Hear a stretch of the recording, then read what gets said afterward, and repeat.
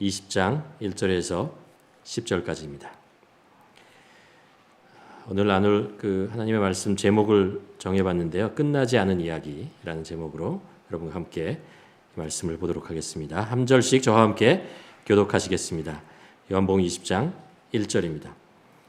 안식 후 첫날 일찍이 아직 어두울 때에 막달라 마리아가 무덤에 와서 돌이 무덤에서 옮겨진 것을 보고 시몬 베드로와 예수께서 대답하시던 그 다른 제자에게 달려가서 말하되 사람들이 주님을 무덤가에 어디에 두었는지 우리가 알지 못하겠나이다. 베드로와 그 다른 제자가 나가서 무덤으로 갈새 둘이 같이 다름질하더니 그 다른 제자가 베드로보다 더 빨리 가서 먼저 무덤에 구부려 세마포 놓인 것을 보았으나 들어가지는 아니하였더니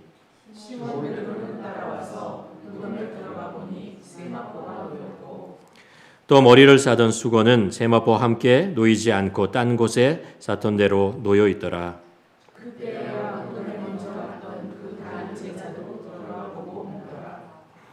그들은 성경에 그가 죽은 자 가운데서 다시 살아나야 하리라 하신 말씀을 아직 알지 못하더라. 이에 두제가 자기 집으로 들어가니라. 우리가 보통 부활절이 되면 영어로 이렇게 해피 이스터 이렇게 얘기하지 않습니까? 그러면서 얘기하는 것이 예수님께서는 다시 살아나셨습니다. He is risen 이라는 이야기를 합니다. 여러분 우리 주님께서는 십자가의 사망의 권세를 이기시고 부활하셨습니다. 여러분 이것을 믿으십니까? 네. 정철아 선교사님이라는 분이 있습니다. 그분이 위클리프에서 성경 번역하시고 지금은 호주에서 동원 사역을 하고 계신데 그분이 이런 메시지를 저한테 보내오셨습니다. 예수님의 부활 때문에 우리가 다 함께 부활하게 되었습니다. 머리가 부활하셨는데 어찌 몸인 교회가 부활하지 않을 수 있겠습니까? 몸인 교회가 부활했는데 어찌 지체인 내가 부활하지 않을 수 있겠습니까? 여러분 맞는 말씀이죠, 그렇죠? 네. 우리 부활의 기쁨에 우리와 함께 하기를 바랍니다. 부활절을 맞이해서 여러분에게 영화를 하나 소개해 드리려고 합니다. 영화 제목이 Risen, 살아나시다, 일어나시다 이런 제목인데요. 아마 여러분 중에 보신 분이 있을지도 모르겠습니다. 패션 오브 크라이스트를 제작했던 제작진과 케빈 레이놀드라는 감독이 함께 이 작품을 만들었습니다. 2016년에 나온 작품인데 기독교 영화가 그렇게 많은 예산을 투자할 수 없어서 그렇게 화려하게 만들지는 않았지만 굉장히 성경에 충실하고 그 내용이 아주 탄탄한 좋은 영화인 것 같습니다. 이 영화의 주인공이 클라비우스라는 이름으로 나옵니다. 그 사람은 누구냐 하면 그 로마의 총독이었던 빌라도의 오른팔 같은 사람입니다. 이 사람이 호민관이었는데 이 사람이 주인공으로 이제 나옵니다. 얘기의 배경은 이렇게 됩니다. AD 33년 예수님께서 십자가에 못 박혀 죽으실 때 바로 그 시점에서부터 십자가에 못 박혀 죽으시는 장면부터 이제 시작을 합니다. 그리고 나서 예수님께서 십자가에 못 박혀 죽으시고 이제 장사되었는데 소문이 돌기 시작합니다. 어떤 소문이냐면 예수님이 다시 살아났다 이런 이야기죠. 그래서 이 빌라도와 종교 지도자들이 이 클라비우스를 불러다가 얘기를 합니다. 이거 계속 이 소문이 퍼지면 이거 큰일 난다. 밀란이 일어날지도 모르고 내 자리가 위태롭다. 그러니까 네가 가서 클라비우스 네가 가서 그 예수의 죽은 시체를 찾아내라. 이런 이야기입니다. 이제 얘기가 이제 시작되고요. 그래서 클라비우스가 믿지 않는 사람들의 시각을 통해서 예수님의 부활이 어떤 것인가라는 것을 이제 추적해가는 그런 영화입니다. 여기까지만 말씀드리고요. 여러분 넷플릭스에 나와 있습니다. 저도 사실 앞부분만 보고 다 보지 못했는데 오늘 저녁 때 가서 아이들하고 보려고 하는데 여러분도 한번 넷플릭스나 이런 곳에서 한번 아이들과 함께 자녀들과 함께 부활에 가는 영화 한번 오늘 저녁에 한번 꼭 보시기를 바랍니다.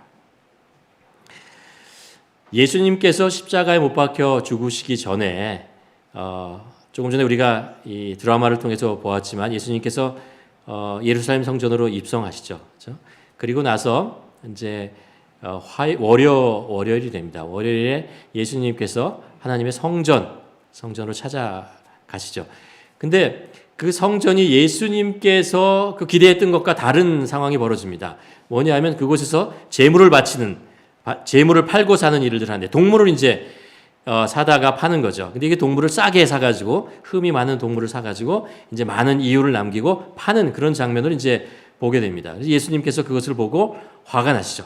분노하십니다. 그래서 그 상인들을 다 엎어버리고 그런 일들을 우리가 잘 알고 있지 않습니까? 그때 이제 유대인들이 예수님이 그런 행동을 보고 이런 질문을 합니다.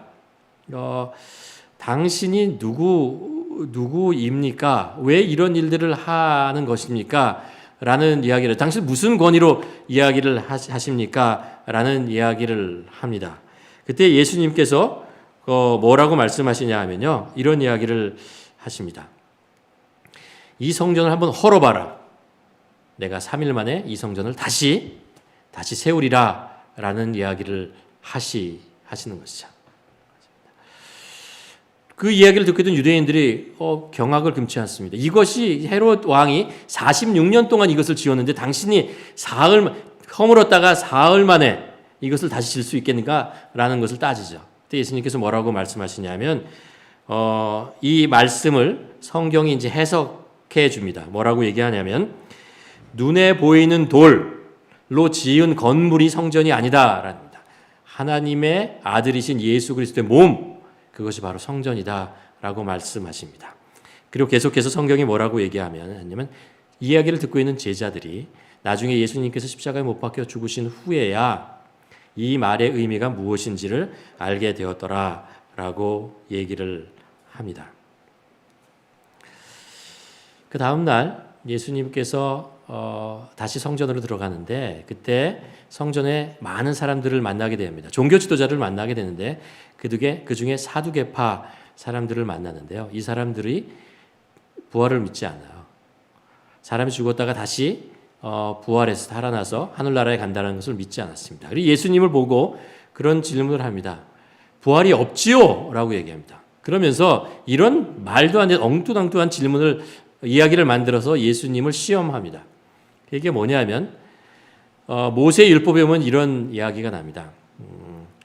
형제가 있는데 큰 형이 결혼을 했어요. 결혼을 했는데 자녀를 낳지 못하고 죽었습니다.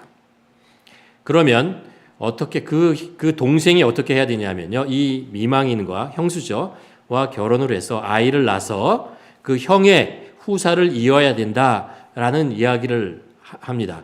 이야기를 이제 이 율법을 가지고 이 사두개파가 예수님에게 이제 시험을 하죠. 예를 들어 봅시다. 7명의 형제가 있어요. 근데 큰 형이 결혼을 했어요. 근데 아이를 낳지 못하고 형이 죽었어요. 그러면 모세 율법이 면 그 동생이 그 형수와 결혼을 해서 아이를 낳아야 되지 않습니까? 그래서 결혼을 했어요. 그런데 이 아이를 낳지 못하고 둘째 동생도 죽었습니다. 그리고 셋째 동생하고 그래서 결혼을 했어요. 모세 율법 따라. 그런데 셋째 동생도 아이를 낳지 못하고 죽었어요. 이런 식으로 차례로 첫째, 둘째에서 7째까지 결혼을 하는데 다 죽었어요. 애를 낳지 못하고. 그리고 이 여자도 죽었습니다. 만일 부활이 있어서 이 모든 사람이 하늘나라에 간다면 이 여자는 누구의 아내가 되는 것입니까? 기발하죠. 그렇죠? 이런 질문을 합니다. 근데 예수님께서 뭐라고 말씀하시냐면 예수님은 하나님은 아브라함의 하나님이고 이삭의 하나님이고 그리고 야곱의 하나님입니다. 이들은 다 죽었다고 생각하느냐? 아니다라는 거죠. 하나님은 산자의 하나님이시다라는 이야기를 합니다. 사실 예수님이 하고 싶었던 이야기는 이거였을 것입니다. 조금만 기다려봐. 네가 보게 되리라. 알게 되리라. 라고 말씀하시겠죠. 사도 바울은 고린도전서 15장 12절에 이런 이야기를 합니다. 그리스도께서 죽은 자 가운데서 살아나셨다고 우리가 전파하는데 어찌하여 여러분 가운데는 죽은 사람의 부활이 없다고 말하십니까? 사도 바울의 얘기는 이것입니다. 사도 바울이 죽은 자의 부활이 있는가 하는 것은 예수님께서 죽은 자 가운데서 부활하셨는가에 달려 있다라는 것입니다. 예수님께서 죽은 자 가운데서 부활하셨다면 예수 그리스도를 믿는 자는 죽은 자 가운데서 부활하는 것이 당연한 것이고 그것은 진실이다라는 이야기죠. 스탬스 존스라는 목사님이 인도에 가서 이제 설교를 했습니다. 복음을 전하고 많은 말씀을 전했어요. 그랬더니 그 이야기를 듣고 있던 이슬람 청년이 손을 들고 얘기를 했습니다. 뭐라고 얘기했냐면 우리는 당신이 못 가진 것을 가지고 있어. 우리는 메디나의 모하멧의 시체가 담겨있는 관이 있고 또 무덤을 가지고 있습니다. 정말 마호멧이 선지자이고 그리고 옛날에 살았다는 것을 우리는 알고 있고 그것은 역사적인 사실입니다. 라고 얘기합니다. 무엇이 그것을 증명하냐면 그 무덤에 있는 그 시체가 그것을 증명하고 있습니다. 라고 얘기를 합니다. 그 얘기를 듣고 있던 스탠리 존스 목사님이 이런 이야기를 합니다. 맞아요. 그 얘기가 진실일 것입니다. 그런데 그것이 바로 기독교가 다른 종교와 다른 이유가 되는 것입니다. 예수님도 죽으셨지만 예수님은 다시 살아나셨습니다. 그래서 그 무덤이 없어요. 빈 무덤이 된 것입니다. 라고 얘기를 합니다. 그렇죠? 만일 예수님이 부활하지 않고 예수님의 시체가 무덤에 있다면 어떻게 하겠습니까? 그럼 어떻게 할까요? 아마 그 후손들은 그 무덤을 기념하고 있었을 것입니다. 죽은 예수님의 시체를 놓고 그것을 무엇인가 대단한 것이냐 막 기념하면서 그리고 성스러운 것으로 그리고 만들어 놓았겠죠. 우리는 그렇게 하지 않습니다. 왜 그렇죠? 예수님은 죽으셨지만 부활하셨기 때문에 그렇습니다. 여러분 잘 아시는 그 말씀이지만 우리 기독교에서 기념하고 있는 십자가에는 예수님이 달려있지 않습니다. 왜 그렇죠? 예수님이 죽으시고 십자가에 죽으신 것 사실이지만 부활하셨기 때문에 그렇습니다. 더 이상 십자가에 계시지 않기 때문에 그런 것입니다. 아까 우리가 잠깐 얘기했지만 예수님이 살아계시는 동안에 예수님께서는 예수님의 부활에 대한 이야기를 여러 번 하셨습니다. 제자들에게도 부활에 대한 이 말씀을 하십니다. 마태복음 16장에 보면요. 예수님과 제자들이 가이사랴 빌립보로 근처에 갔다가 예수님께서 제자들에게 물어보지 않습니까? 사람들이 나를 누구라 하느냐라는 질문을 합니다. 사람들이 이런 이야기를 하죠. 선지자 에레미야, 죽었던 세례 요한이 부활했다. 이런 이야기를 많이 합니다.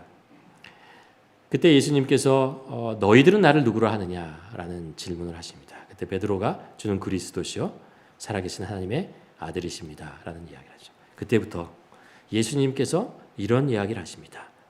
무슨 얘기냐면 내가 이번에 예루살렘에 가면 고난을 받고 죽임을 당할 것이다. 그러나 제3일이 되면 나는 다시 살아난다. 이야기를 하기 시작을 합니다. 이 이야기를 제자들에게 이미 하셨습니다. 근데 제자들은 이 의미를 잘 몰랐고 믿지도 않았습니다. 예수님은 예루살렘 성 모든 사람들이 보는 앞에서 십자가에 못 박혀 죽으셨습니다. 두 발과 두 손에 못으로 이렇게 박혀가지고 십자가에 못 박혀 죽으셨습니다.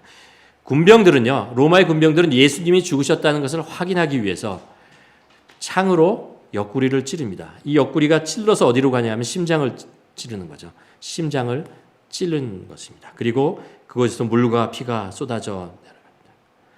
그리고 사람들은 예수님의 그 시체를 내려서 아디마레 요셉이 준비한 그 무덤에 가서 묻죠. 그리고 돌로 닫습니다. 그리고 얘기를 합니다. 그것을 막아라, 지켜라. 군병들을 세워놓고 지키라 얘기를 합니다. 왜 그러냐면요. 예수님께서 말씀하신 것 때문에 그래요. 내가 죽고 나서 3일 만에 부활한다라는 이야기를 했기 때문에 그렇습니다. 그래서 그것을 막기 위해서 그것이 진실이 아니다라는 것을 증명하기 위해서 군병들을 세워놓고 예수님이 죽은 것을 확인하고 그렇게 하는 것이었습니다. 예수님 십자가에서 6월절 어린 양처럼 죽었을 때 사람들은 모두 끝났다고 생각했어요. 예수님의 제자들은 다 끝났다라고 생각을 했습니다. 예수님 이전에도 내가 메시아다, 내가 이 세상을 구원하러 왔다, 이스라엘을 해방하러 왔다라고 얘기하는 사람들이 여러 명 있었습니다. 그런데 그들이 그렇게 얘기를 했지만 죽는 순간 끝이었습니다.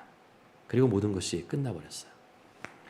이런 사건들을 경험했던 사람들은 예수님이 죽어가는 것을 보고 쉽게 단념을 했습니다. 체념을 했습니다. 혹시 이번에는 했는데 역시 그렇군. 모두 잊어버렸습니다. 체념해버렸습니다.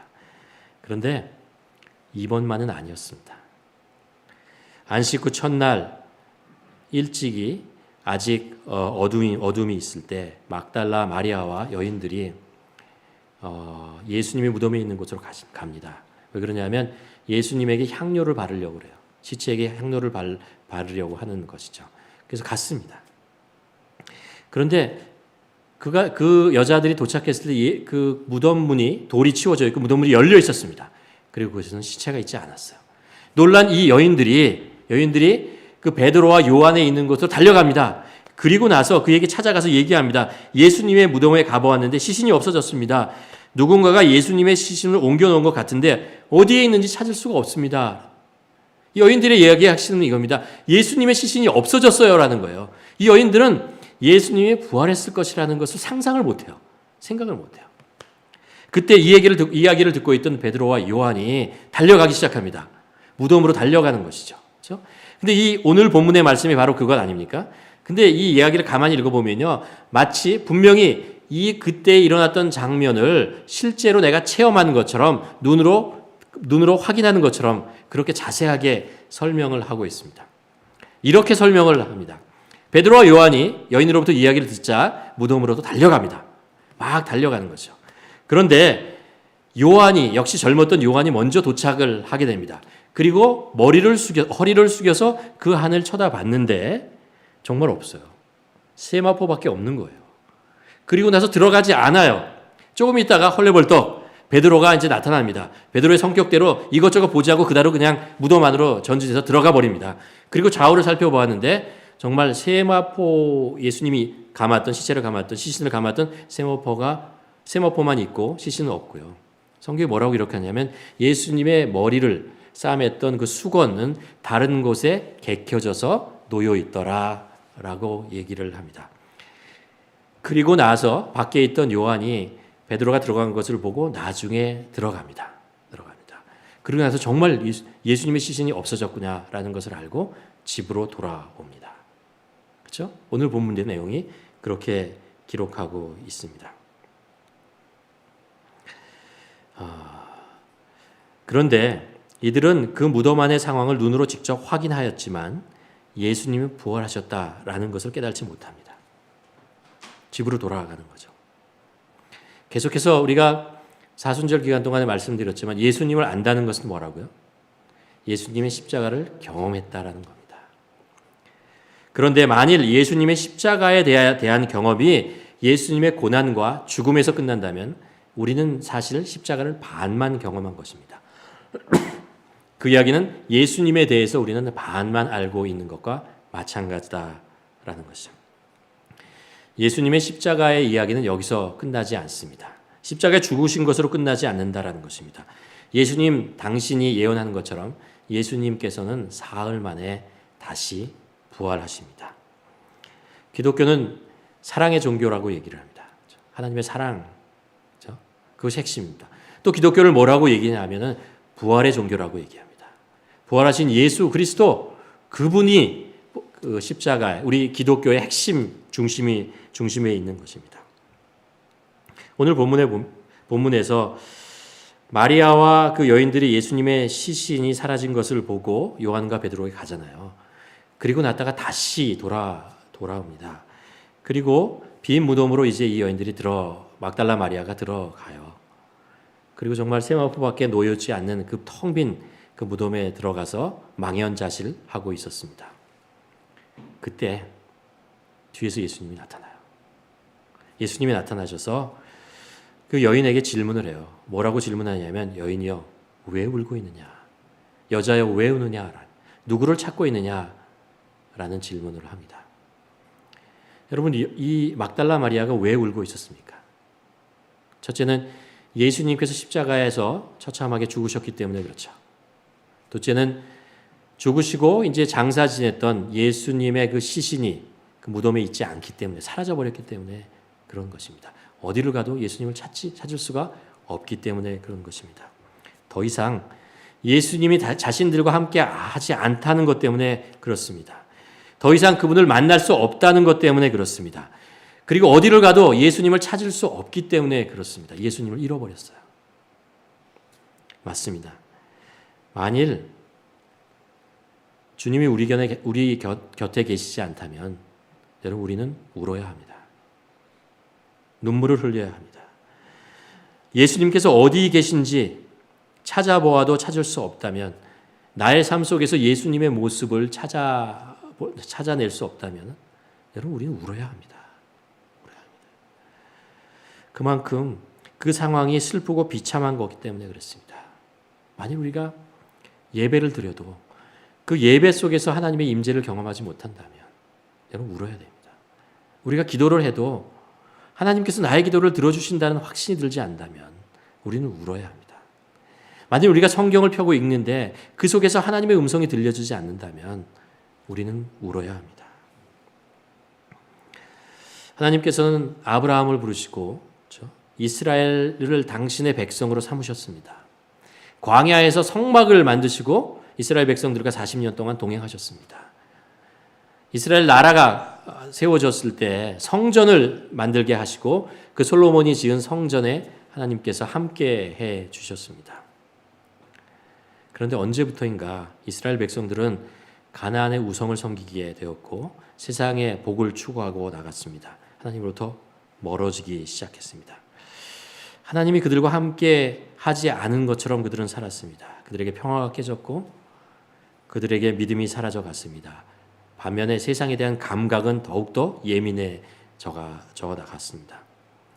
그런데 이들에게 나타난 더 큰 문제는 무엇인가 하냐면 이겁니다.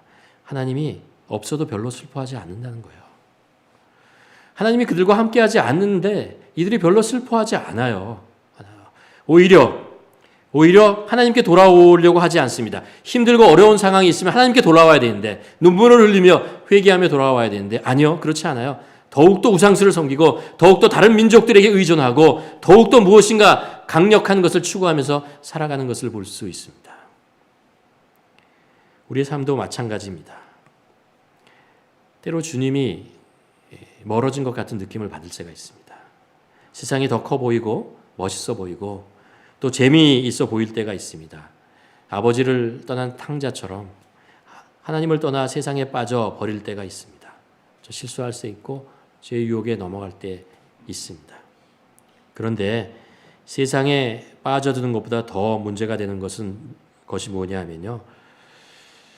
나의 삶 속에 하나님이 보이지 않는데 슬프지 않는 거예요. 눈물이 나지 않는 것입니다.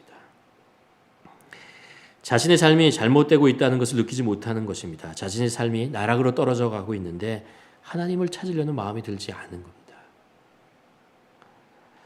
예수님께서 이 땅에 계실 때 가장 아파하시고 크게 책망했던 사람들이 누구냐면 바리새인들이었죠.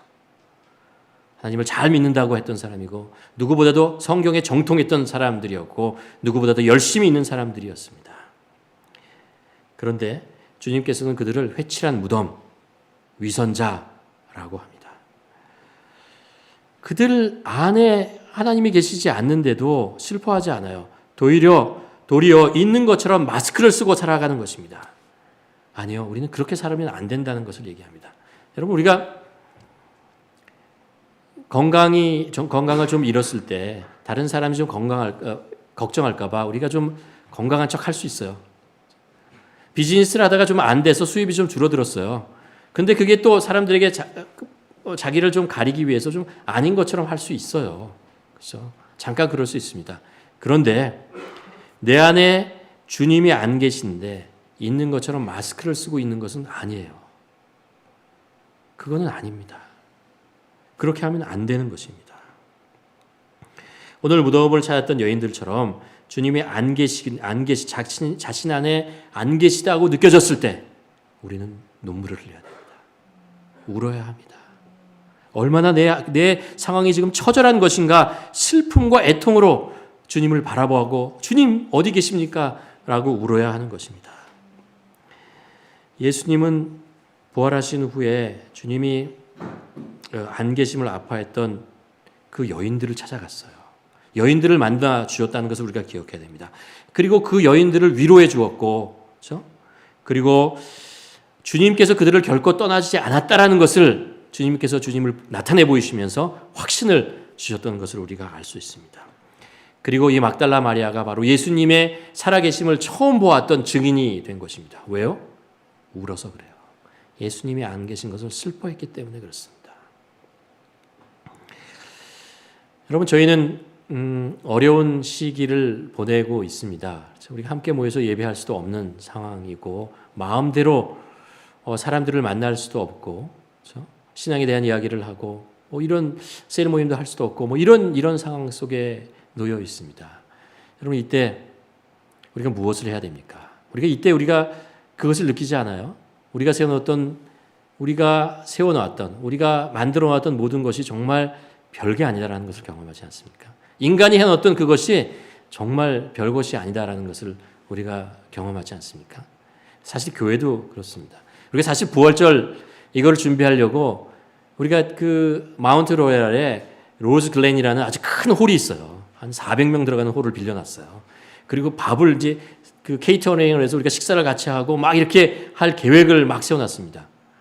여름에 수련회, 전교인 수련회 할 것을 계획하고, NLF에서는 청년 그 단기 선교 갈 것을 생각하고, 수련회 이런 것들을 다 세워놨는데 안 돼요. 할 수가 없어요. 인간이 세워놓은 계획이라는 것이 때때로 얼마나 별거 아니라는 것을 우리가 경험하게 됩니다. 정말 이것을 처절하게 경험할 때 우리가 무엇을 해야 되겠습니까? 혹시 우리 주님을 더 찾아야 되지 않겠습니까? 혹시 주님께서 우리를 떠나시는 것은 아니십니까? 라고 한번 물어봐야 되지 않겠습니까? 기도해야 되지 않겠습니까? 라는 것입니다. 우리는 압니다. 우리는 전염병이라는 게 우리의 역사에, 인간의 역사에 한두 번 있었던 것이 아니에요. 그렇잖아요. 수많은 전염병의 사건이 있었고, 그리고 역사 기록을 통해서 전염병이 지난 후에 어떤 일이 있는지를 알아요. 전염병보다 전염병이 지나고 나서 더 큰 일들, 어려운 일들을 이제 이겨내야 되는 그런 상황들이 우리에게 옵니다. 어쩌면 우리가 조용한 시간, 더욱더 많이 시간을 가지게 되잖아요. 이때 우리가 정말 기도해야 되지 않을까. 내가 일하지 못하는 것, 학교를 가지 못하는 것, 수입이 좀 떨어지는 것, 이런 것들을 위해서도 기도해야 되지만, 앞으로 닥쳐올 일들에 대해서 우리가 무장하고 준비하는 시간을 가져야 합니다. 그래서 이따 좀 더 자세히 말씀드리겠지만, 내일부터 아침 기도회를 하려고 합니다. 비전센터에서 아침 9시부터 아침 기도회를 하려고 합니다. 많은 사람이 모이지 못하지만 적은 사람 인원이라도 우리가 예배가 없는 날, 월요일, 화요일, 수요일 날은 수요 예배가 있으니까요, 저녁에. 목요일, 금요일 이렇게 4일 동안 아침 기도회를 하려고 합니다. 여러분, 기도가 필요하다고 생각하시는 분들 나오세요. 근데 여기 정원이 10명밖에 안 돼서 아무튼 어떻게 해야 될지 잘 모르겠지만 한번 잘 생각해 보아야 될 것입니다. 매일 아침에 기도회를 하려고 하니까 여러분 참석해서 기도했으면 좋겠습니다. 앞으로 몇 주간에 이런 제목으로 예수님의 부활을 목격한 사람들이라는 주제로 말씀을 전하려고 합니다. 우리는 오늘 본문에서 예수님이 부활하신 모습을 가장 먼저 목격했던 여인 막달라 마리아에 대해서 살펴보고 있습니다. 막달라 마리아는요, 요한복음 8장에 보면 뭐라고 소개하냐면요, 7 귀신 들렸던 여인이라고 소개해요.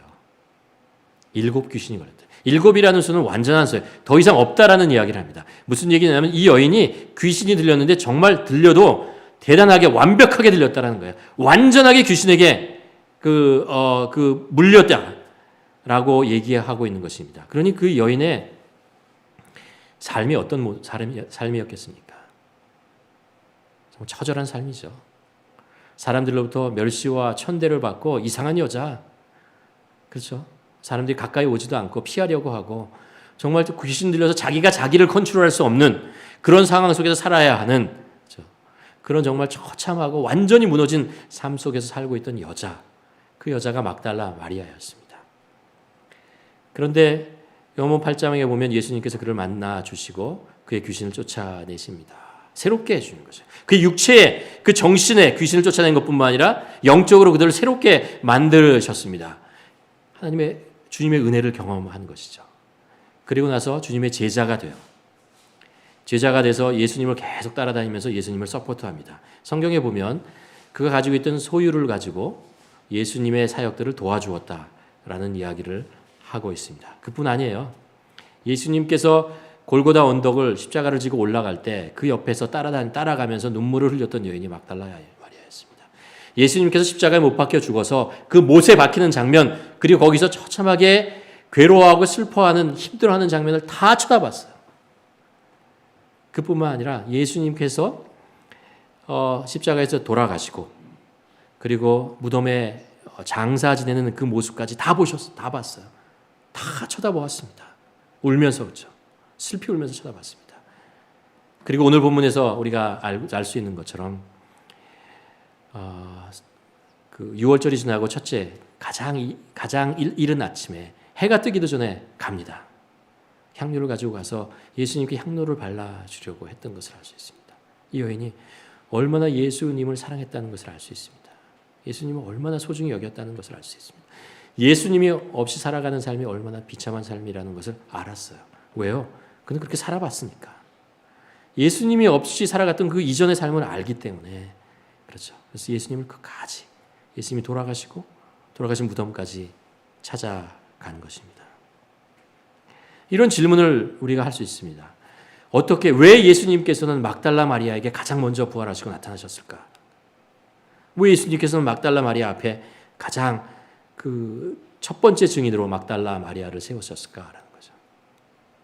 그 이유는 우리가 이렇게 정리할 수 있습니다.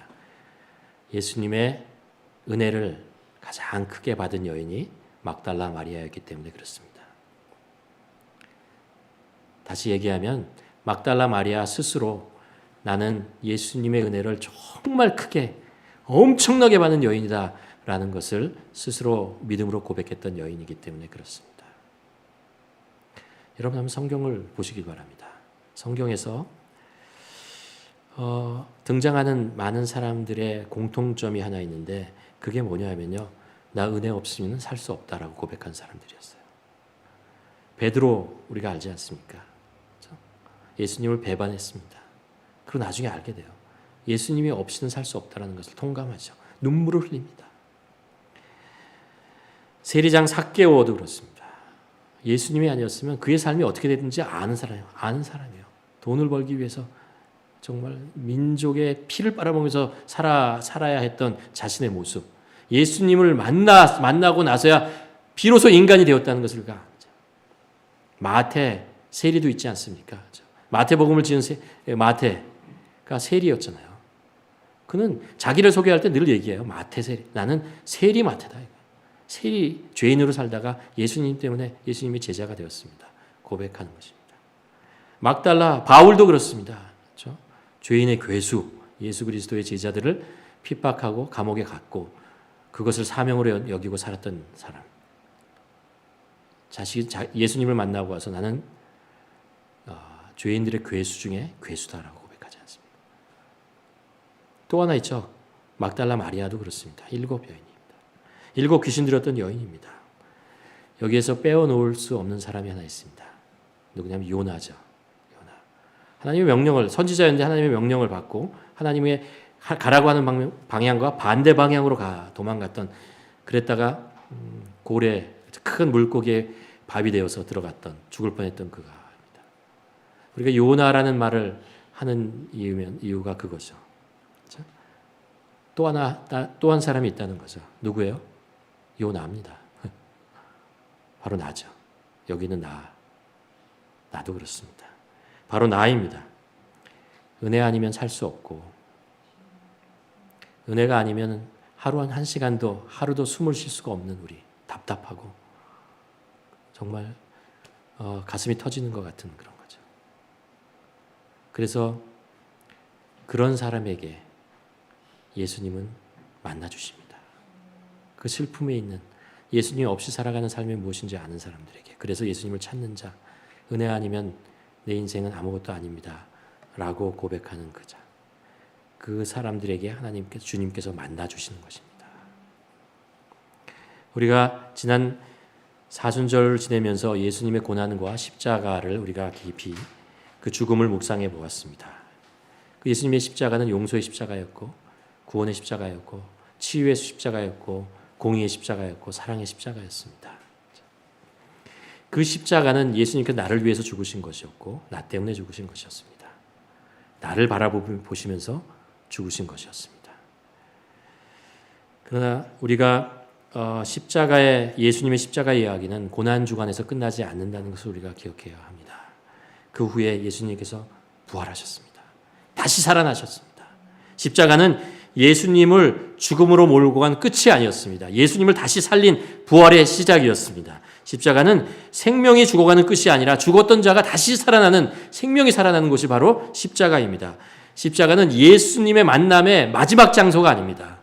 다시 살아난 예수님을 만나는 시작하는 것이 바로 십자가라는 것을 우리가 기억해야 됩니다. 십자가로부터 새로운 생명이 시작되고 십자가로부터 하나님을 만나는 새로운 시작이, 우리의 신앙이 시작되는 것입니다.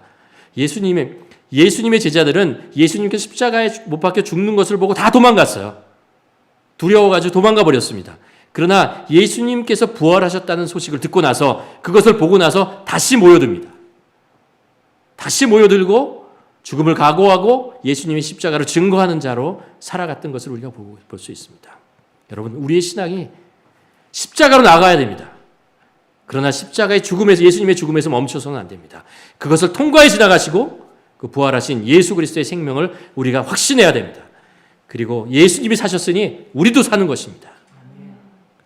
교회의 머리 대신 예수님께서 사셨으니 교회에 지체된 우리도 살아있는 것입니다. 예수 그리스도가 살아가신 것입니다. 이것이 우리의 기쁨이고, 이것이 우리가 부활을 기념하고 부활로부터 우리의 신앙이 더욱더 담대해져야 되고, 이제 더 이상 우리가 죽음이나 고통이나 이런 것으로 두려워할 자가 아니라는 것을 압니다. 왜요? 우리는 살아계신 예수 그리스도, 부활하신 예수 그리스도의 생명과 능력이 우리와 함께 하기 때문에 그런 것입니다. 코로나 바이러스, 이 시간 동안에 우리가 예수 그리스도의 부활의 능력을 다시 한번 사모하며 확신하며 나아가는 시간이 되었으면 좋겠습니다. 그래서 이 시간이 오히려 우리의 신앙을 좀 더 예수 그리스도께 가까이 가고 예수 그리스도의 부활을 더욱더 깊이 묵상하며 우리의 삶이, 이 부활의 생명이 우리를 살리고 있다는 것을 확신하는 그런 우리 모두가 되기를 주님의 이름으로 간절히 축원합니다. 기도하시겠습니다. 여러분, 이 시간에 한번 기도했으면 좋겠습니다. 우리가 40일 동안 예수 그리스도의 고난과 십자가의 고통과 아픔과 슬픔과 이런 것들에 대해서 우리가 40일 동안 계속 묵상해 보았습니다. 이제 그것이 끝이 아니라는 것을 예수 그리스도께서 우리에게 보여주십니다. 예수 그리스도의 십자가 이야기는 거기서 끝나지 않습니다. 이제부터가 정말 진짜의 이야기가 우리 삶 속에서 펼쳐지는 것을 우리가 기억하면서 한번 기도했으면 좋겠다. 그렇습니다.